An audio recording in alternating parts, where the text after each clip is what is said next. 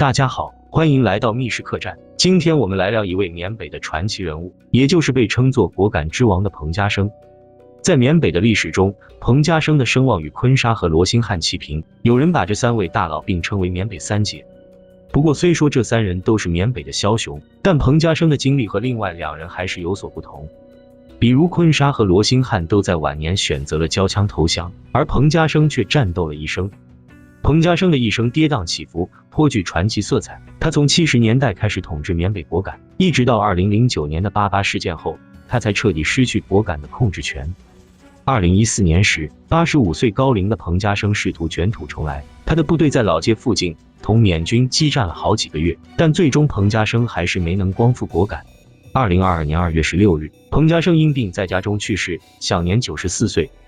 对于彭家声一生的评价，始终都有着不少的争议，敬佩他的人认为他是民族英雄，而厌恶他的人说他是大毒枭。但彭家声认为自己最少有3个功劳：一是开启缅北和平，2是禁毒，3是促进果敢经济发展。那么真实的彭家声到底是一个什么样的人呢？他的一生又在为何而战呢？今天我们就来聊聊他的故事。果敢地区位于缅甸北部的善邦，也就是俗称的金三角地区。这片地区自古以来就是家族自治的三不管地带。在历史上，果敢算是中国领土，从明朝开始就有大量的汉人移居此地。这些汉族移民多数来自云贵川等地，而彭家声的先祖便是其中之一。彭家声的先祖是四川人，在清朝年间来到果敢，做的是翘头扁担生意。后来他们家的生意越做越大，传到彭家声曾祖父彭光庭的手中时，已经是富甲一方的存在。彭光庭的2个儿子甚至还娶了杨氏土司的女儿为妻。杨氏土司也就是果敢当年的土皇帝，彭家靠着和杨氏土司结亲，成为了果敢最有权势的家族之一。然而好景不长，到了彭家声父亲这一代时，彭家的家业开始衰落。这是因为彭家声的父亲彭基昌是一名纨绔子弟，彭家祖上传下来的家业被他败了个精光。不过彭基昌有一点比较幸运，那就是他有7个孩子，其中长子便是彭家声。彭家声于1928年出生于果敢红石头河。由于身逢乱世，彭家声的童年充满了战乱和动荡。他的父母为了躲避战乱，曾带他到中国镇康县生活多年，因此彭家声从小就更认同自己的华人身份。他觉得只有民族强大，才能让人免受战乱之苦。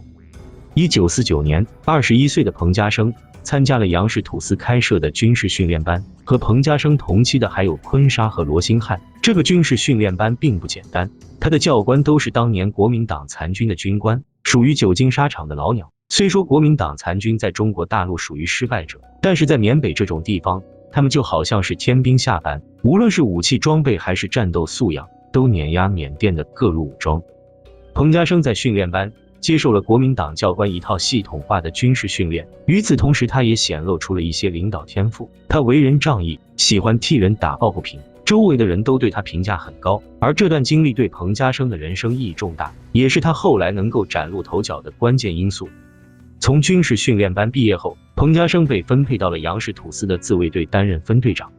由于当时彭家声年轻气盛，敢打敢拼，所以果敢土司对他十分器重。几年之后，彭家声便升至果敢警察局局长、税务局局长。然而正当彭家声的事业进入上升期时，果敢杨氏土司的统治却进入了尾声。1958年，缅甸政府为了中央集权，开始要求善邦各土司放弃世袭的统治权，少数民族实施地方自治，并由政府军进驻。紧接着在2年后，缅甸发生军事政变，无奈温军政府上台后，一改文官政府的温和政策，重点改组东北军区，开始着手收回善邦自治权，并将打击的重点置于果敢族群。果敢等地的土司自然不会坐以待毙，缅甸政府政令一出，缅北的少数民族武装纷纷揭竿而起，局势不断恶化。在此危难时刻，彭家声被任命为果敢联防自卫队中队长，但不久后果敢土司杨震才被缅军逮捕，罗兴汉倒戈，本就处于弱势的果敢武装很快就被缅军打垮。1965年，果敢的自卫武装宣布投降，果敢随即被缅军占领。杨振声眼见大势已去，率残部南下泰国，杨氏土司政权宣告结束，彭家声也在这时解甲归田。然而缅甸政府在入驻果敢以后，并没有平等对待果敢人，而是推行大缅族主义，少数民族无法享受缅甸公民的待遇，他们在买房置地、升学考试，甚至身份证方面均和缅族有巨大差别，这就让土生土长的缅北原住民有了二等公民的耻辱感。而原本已经解甲归田的彭家声对此状况深感担忧，他不愿看到果敢华人陷入到无尽的苦难之中，于是彭家声在一气之下决定揭竿而起。他带领白所成、彭家富、杨中卫、杨茂良等10几人开始在山上和政府军打游击。彭家声最初面对的局面十分艰难，他们不仅缺乏武器弹药，还要面对缅军和罗兴汉部的联合围剿。但彭家声的起义还是得到了缅北民众的支持，这使得他们能够多次绝处逢生。短短数月间，彭家声的果敢人民革命军便从几十人发展到了几百人。不过几百人的游击队并不足以击败政府军，彭家声还是处于弱势。真正让彭家声开始发迹的，则是缅甸共产党。当年的缅共算是缅甸政府最大的眼中钉，而且缅共的声望很高，它的创始人是缅甸国父昂山。1967年，彭家声投靠缅共，其部队改编为缅甸人民解放军，成为了缅共中的重要力量。彭家声加入缅共不仅仅是因为共同的敌人，更重要的是加入缅共还可以得到中国的国际援助。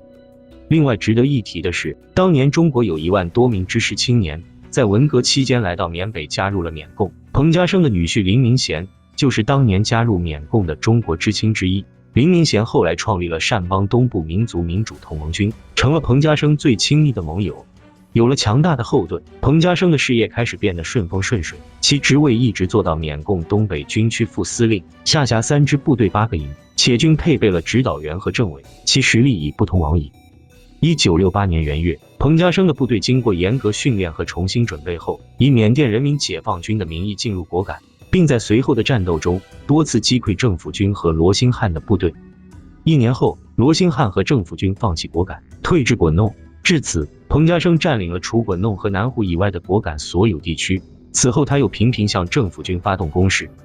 同年4月，果敢立县，彭家声出任果敢县长，从此便开始了果敢王的生活。据说彭家声在占领果敢初期，对待百姓很不错，后来老百姓对他也十分推崇。甚至一些被罗兴汉带走的烟农也悄悄搬回了果敢。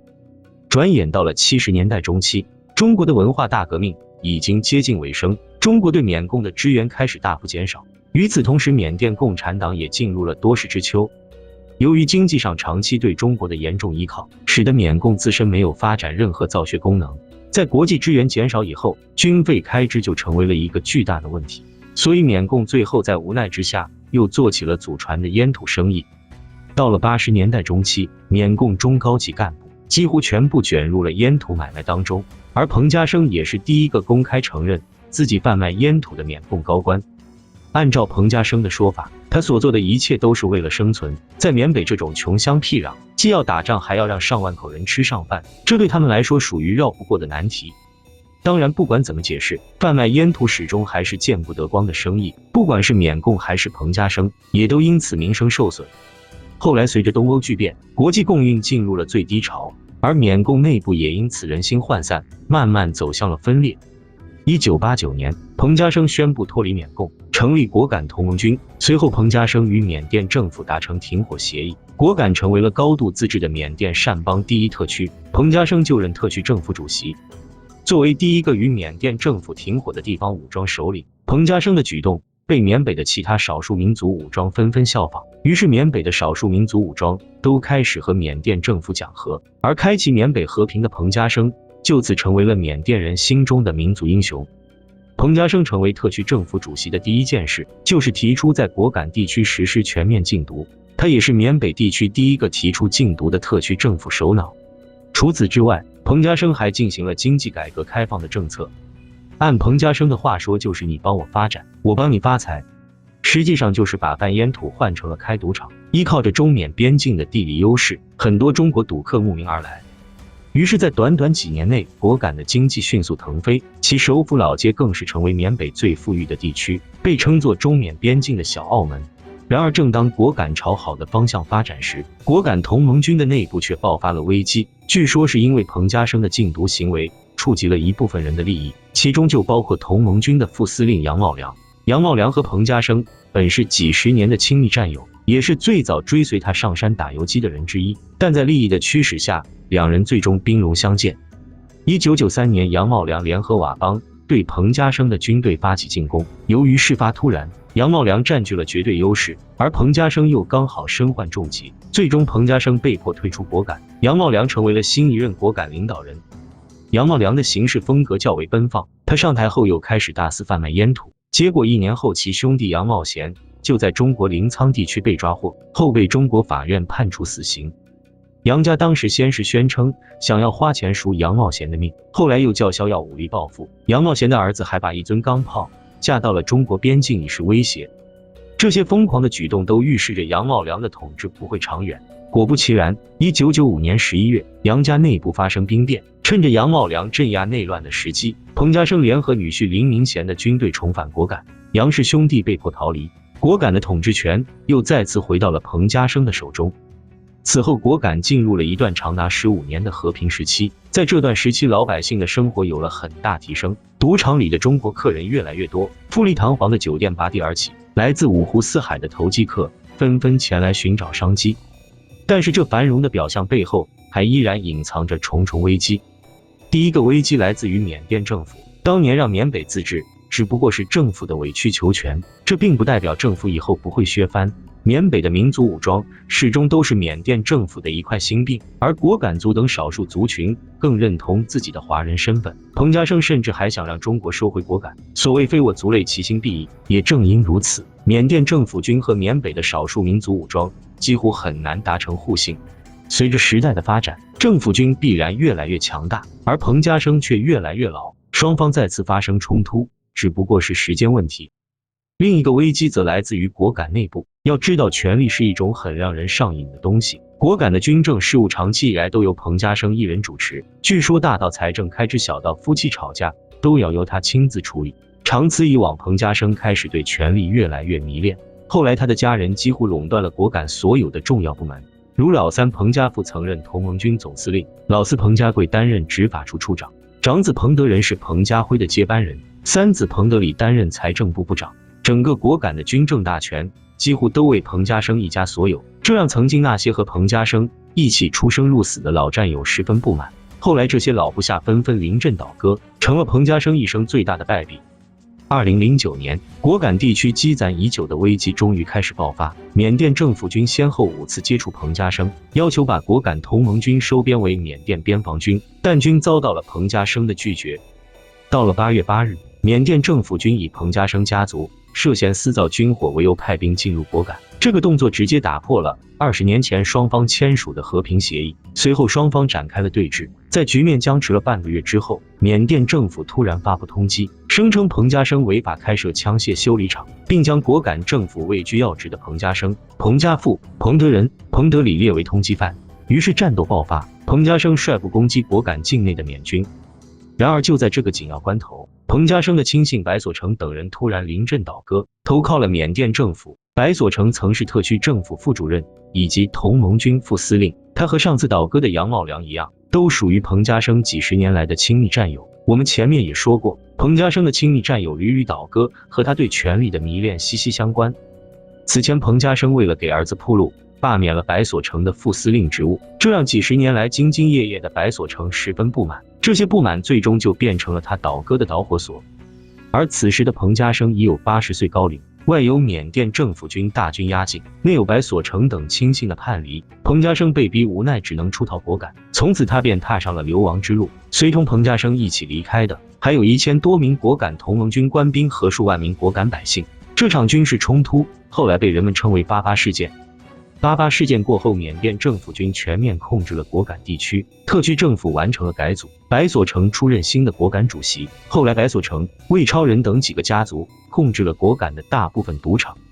而被打散的果敢同盟军则进入了缅北山区，集中在一处被称为复兴村的丛林营地。彭家声本人则流落异国。2014年，85岁高龄的彭家声再次出现，随后果敢同盟军与缅军展开了激烈的战斗。在战斗过程中，彭家声的部队曾一度占据老街，但因寡不敌众，最终还是没能夺回果敢。万般无奈之下，年迈的彭家声只好选择再次消失在大众的视野当中。一代果敢王面对残酷的现实，也不得不服老。后来彭家声在接受媒体采访时说，自己不求名不求利，打仗只是为了民族的生存。假如只是为了钱，那他投降后政府会给他更多。再后来，彭家声还在网上发表了一封致世界华人同胞书，祈求得到全球华人的同情与帮助，但最终效果渺茫。2022年2月16日，彭家声在家中去世。当天，缅甸国家委员会主席、三军总司令敏昂莱大将以及老战友白所成和杨茂良都向彭家声家属致唁电。曾经的对手如今都不计前嫌，给予了彭家声最后的尊重。彭家声身逢乱世，戎马一生，他曾为民族而奋斗，也曾在名利场上迷失。但无论人们如何评价，彭家声都是属于缅北的一个传奇。可以说，缅北没有单纯的善恶，有的只是生存和利益。而彭家声的去世也并没有为缅北的动荡画上句号。缅北的华人未来到底何去何从，还依然是个谜。好了，本期视频到此结束，感谢大家收看，希望大家可以点赞订阅，我们下次再见。